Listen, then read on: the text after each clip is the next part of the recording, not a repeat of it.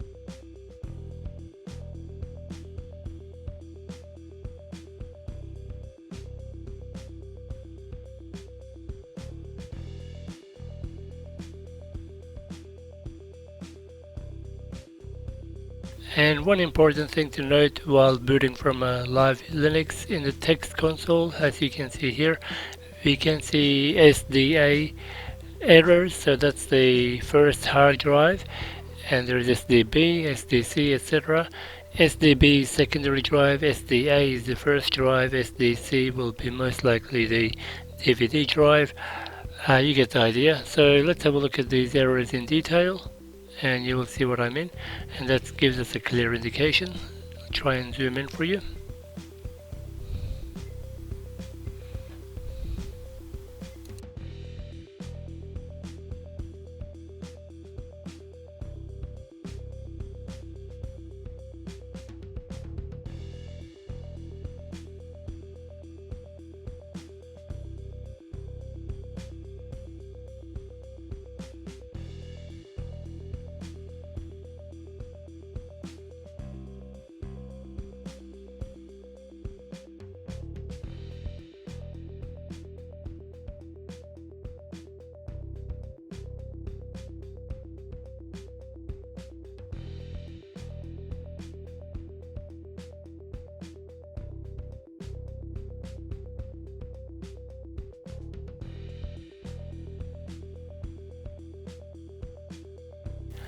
Now we are in Ubuntu. I'm going to open the disk utility application, and as you can see, the first hard drive does not have proper information, and we do have the serial number matching the one that is faulty. And we have a secondary drive, which is, so this is the first one, the one on the bottom is the second one, and as you can see, the first one doesn't have proper information about the hard drive, just like the second one has. The client has provided their own SSD drive, which we're going to install, and I'm going to plug it in to see if it's healthy, if there's any issues with that or not, before attempting to install, and check what's on it. There we go, that's the SSD plugged in to an external enclosure.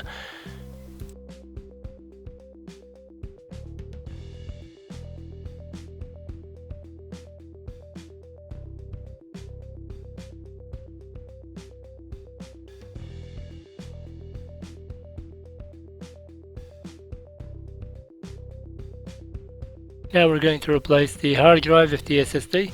So the middle one is the first hard drive, and we can check with the serial number later on.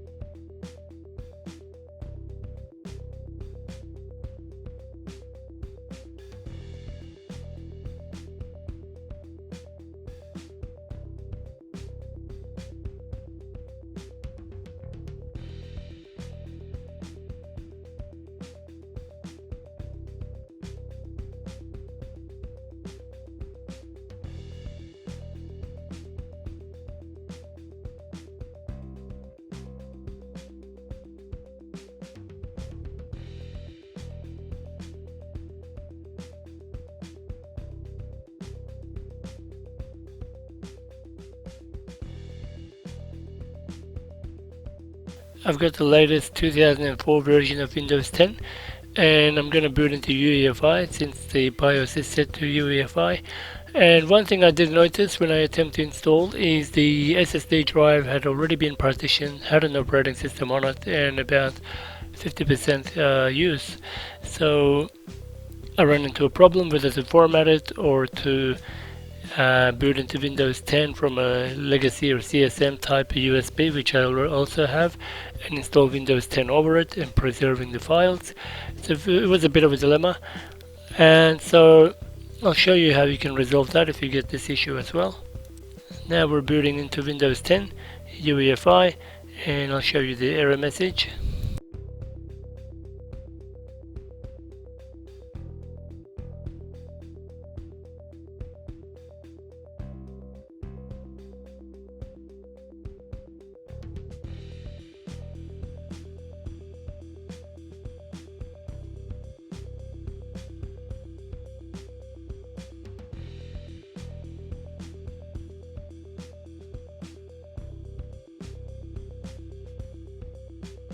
One thing to note is these laptops have Windows serial number embedded in the motherboard BIOS, so you don't need to enter the product key if it asks for you.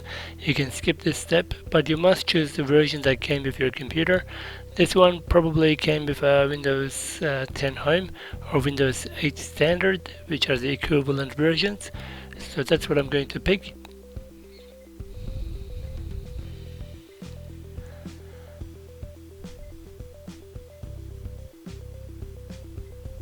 And something happened here, but it's not refreshing properly. Here we go. So we can see our C drive, and it was a bit confusing. As you can see, there's an exclamation mark at the bottom. I cannot install onto this because this is an MBR style hard drive formatting, not the GPT, which supports UEFI, and I've booted from a UEFI USB.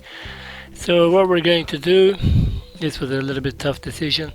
I did contact the client afterwards, and they said they've got backup of all the data and I can wipe it. So and before I got that response, I decided to just preserve the files and change the boot order to legacy CSM and boot from a USB accordingly and install Windows 10 keeping the old file. So that's what I'm going to do now. Okay, so we're going back into the BIOS, press the delete or F2 keys, and we want to change the legacy boot to legacy launch CSM to enabled. And you normally need to save and exit, and you can see the boot options and go back into BIOS and change the hard drive priority order. For some reason the USB didn't get detected first time, so I had to play around a couple of times. So this is good, and further down hard drive BBS order, as you can see my USB is not here, so this was a bit confusing. Took it out, plug it into a different port and try again. And so I didn't do that yet, but that's what I'm going to do now, and still the same. So let's swap the USB to another port.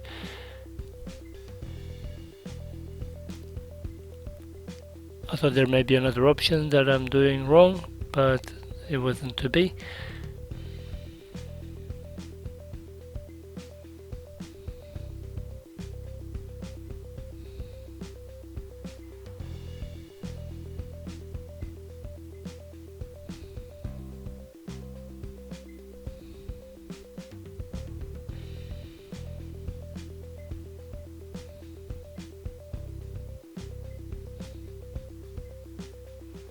Yeah, and my USB now showed up.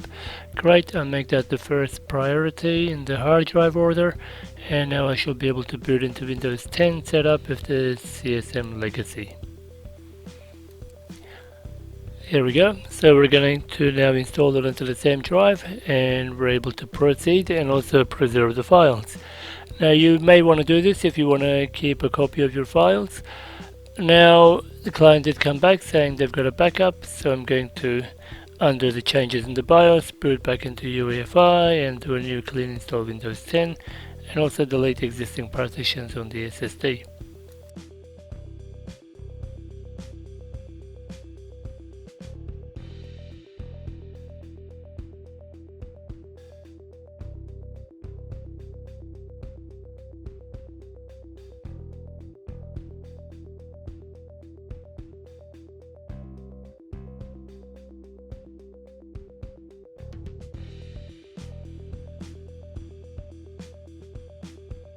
Okay, here we are. Now we can delete the first two partitions of the SSD, and we should be able to continue installing Windows 10.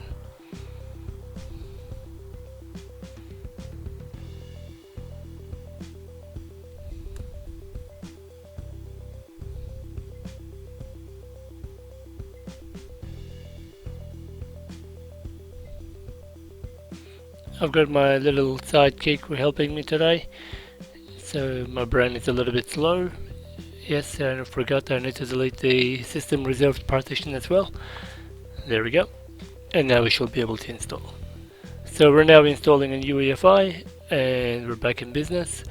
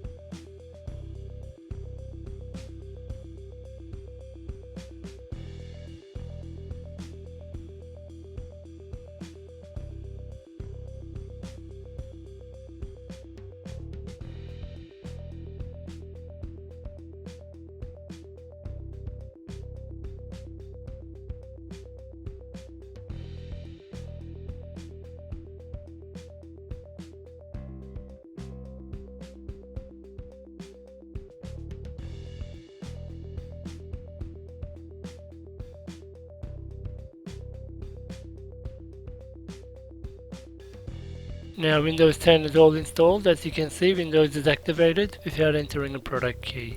So as soon as you connect online, it does an activation using the serial number built into the motherboard.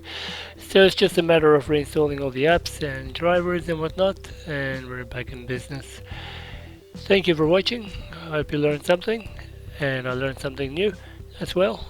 See you in the next video. Thank you. Thanks for watching. Please subscribe to support this channel.